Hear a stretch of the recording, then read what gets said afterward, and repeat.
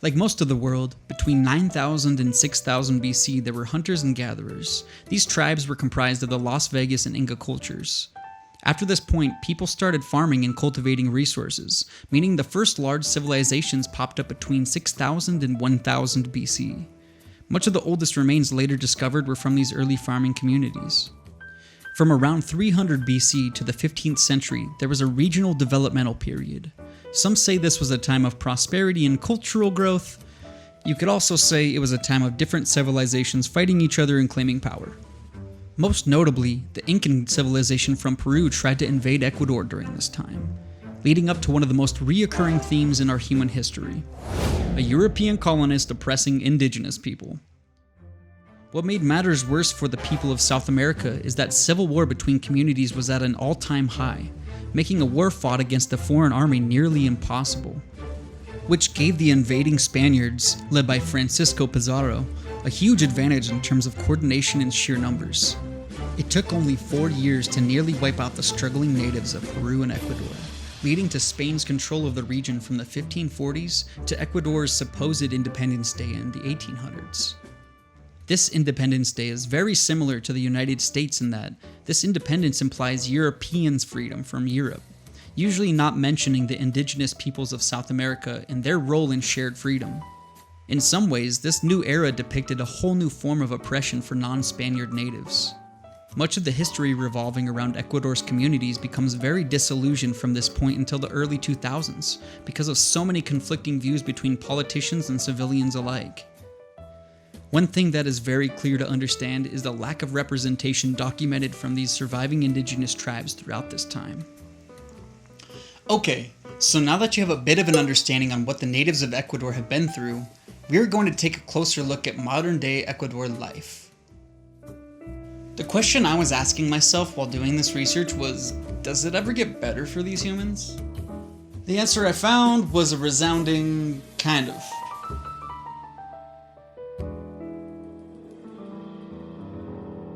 Let me break it down. Since 2007, the country adheres to the Declaration on Rights of Indigenous Peoples, sanctioned by the UN.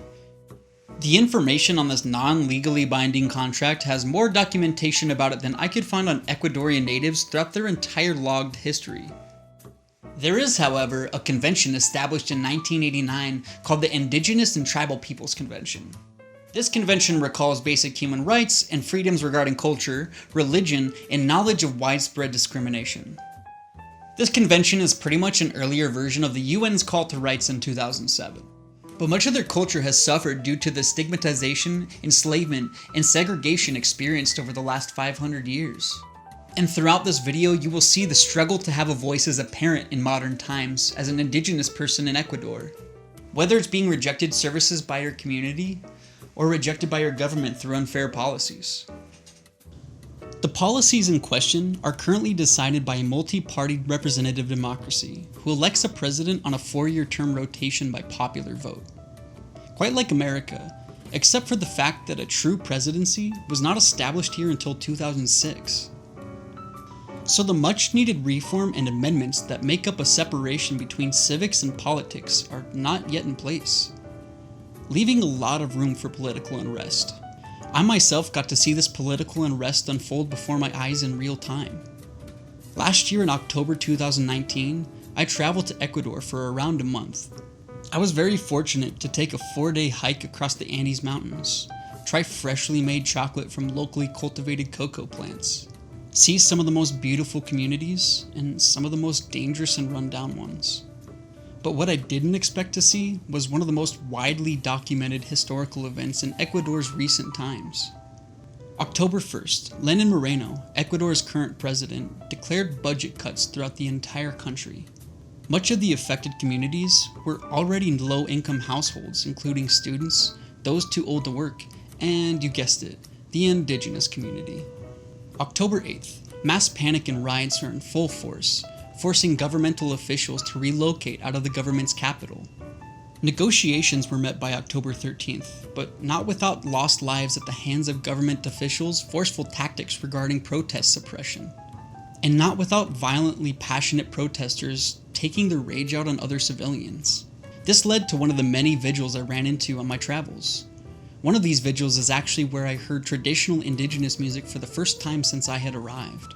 Most of the music being played in public areas was very stereotypical Afro-Spanish music, very similar to what you might hear in Central American communities. This first vigil is where I began to grow my curiosity for native South American music and just how deep I had to search in order to find this form of cultural and artistic diversity. Let's back up really fast. In order to understand why these riots took place in early October of 2019, we must first look at the basic economic structure of Ecuador. The main industrial exports of this country include oil, bananas, gold, and shrimp. Ecuador is actually ranked the top producer and exporter of bananas in 2018. But today we must focus on something much less delicious tasting than bananas: oil and gas. The resource that wars are fought over and the reason that our lights and machines can stay on in the first place. Assuming that there are massive deposits located here, Ecuador's exports are 40% oil and gas. But the struggles within the country regarding this resource would tell a completely different story. Around August and September of 2019, President Moreno implemented the budget cuts that are now realized to be towards public workers' wages and gas subsidies. On paper, these budget cuts look to be very helpful for the Ecuadorian economy, at least from a long-term perspective. But what many didn't realize until these measures were implemented was that these layoffs and reductions in subsidies were actually cutting off vital resources to many communities that weren't as easy to access without cars and buses, leaving many indigenous families, with the majority of their population found in rural parts of Ecuador, without the resources they need to survive. All of a sudden, food delivery and gas to deliver their products were no longer consistent options. Which brings us to post-riot Ecuador. A hurt community of rural families and indigenous groups began to band together peacefully, praying for justice to be served, hoping that their families will soon get access to the much-needed resources that were so forcefully taken away. I was lucky enough to spend some quality time with a few indigenous individuals who actually invited me to a few events where I was able to see their artistic expression firsthand. A very similar sight to what many Americans might associate the peaceful protests of the Standing Rock oil line or the more recent Black Lives Matter movement to. Downtown Quito, Ecuador, friends hugging, tribal chanting, a famous native folklore singer gracing the community with his presence. So much love and hope in one little corner of the world. It seems that the art that I was looking for was already a style that I had experienced before. Although I personally could not understand the words being sung, I could feel this sense of togetherness and the pursuit of community. Even after lives were lost in fighting for what little rights these indigenous individuals claim, they welcomed me and my friends willingly, to share their familiar expression of being truly seen. Every time I leave the country, I always see groups of similar people banding together and forming such a strong sense of community. So every time that I leave, I'm left wondering if I should just stay, longing for this strong connection. Most of what I saw in Ecuador was a country of people scared beyond belief, but still more than willing to welcome a few random travelers into their homes. The indigenous communities of Ecuador showed me the most diverse and genuine experience of artistic freedom while I was there. It seems the age-old story repeats itself yet again.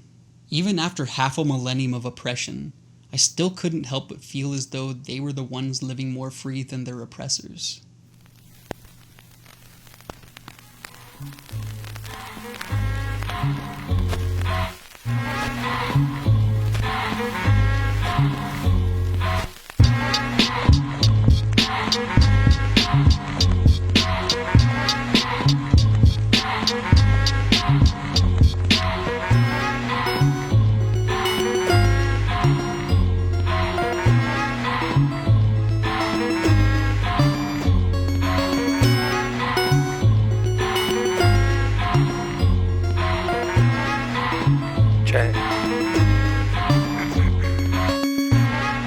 There are times that I find myself falling for the humors of this world, to be pulled from side to side as if I'm a piece of clay meant for molding the agenda of this hive of minds we sometimes find comfort inside.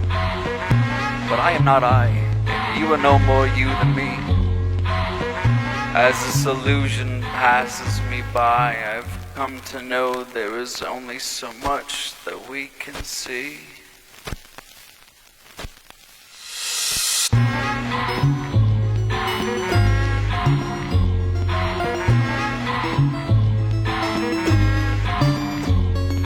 I won't go to sleep tonight for you.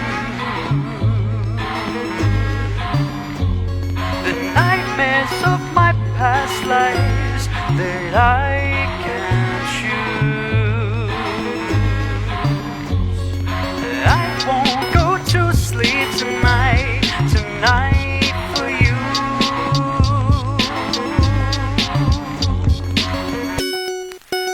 Oh, I'm terribly sorry. I can't seem to remember where I placed my agenda.